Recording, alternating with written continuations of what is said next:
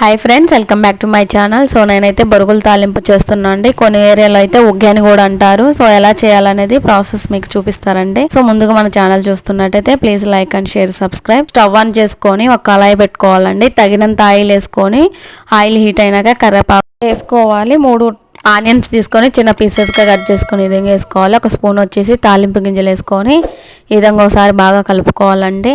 అలాగే 3 పచ్చిమిరకాయలు తీసుకొని చీలికలుగా కట్ చేసుకొని ఈ విధంగా వేసుకోవాలి.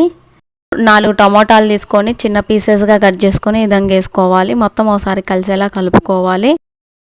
ఈ విధంగా కలుపుకున్నాక తగినంత సాల్ట్ వేసుకోవాలండి. నేనైతే స్పూన్నర సాల్ట్ వేసుకొని ఈ విధంగా ఒకసారి కలబెట్టుకుంటున్నా.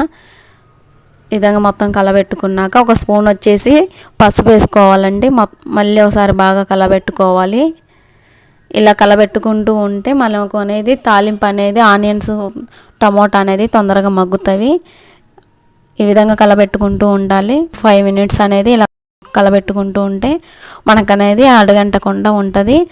మన గ్రేవీలా కూడా ఉంటుంది. సో ఈ విధంగా ఏమాత్రం ఉంటే సరిపోతుందండి. బొరుగులు అనేది మొత్తం నీళ్ళల్లో నానబెట్టి ఇలా మొత్తం వాటర్ని పిండేసి ఈ విధంగా బొరుగులు వేసుకోవాలి. మొత్తం బొరుగులు ఈ విధంగా వేసుకొని తాలింపు అంతా బొరుగులకు పట్టేలా మొత్తం కలబెట్టుకోవాలండి. సో ఈ విధంగా కలబెట్టుకోవాలి. బొరుగులు అనేది ఈ విధంగా కలిపెట్టుకుంటూ ఉండాలండి. సో మనకు తాలింపు అనేది మొత్తం బొరుగులకు పట్టేలా కలుపుకుంటూ ఉండాలండి. సో ఈ విధంగా 2 మినిట్స్ అనేది కలుపుకున్నాక మనకు బొరుగుల తాలింపు అనేది రెడీ అవుతుంది. సో స్టవ్ ఆఫ్ చేసుకోవడం అండి. ఇంకా సో సింపుల్గా నా స్టైల్లో బొరుగుల తాలింపు రెడీ. మనం మార్నింగ్ బ్రేక్ఫాస్ట్ కానీ 2 మినిట్స్లో అనేది బొరుగుల తాలింపు చేసుకోవచ్చు. సో వీడియో నచ్చితే లైక్ చేయండి, షేర్ చేయండి, సబ్స్క్రైబ్ చేసుకోండి. ఎలా వచ్చిందో కామెంట్ చేయండి. Do follow more videos.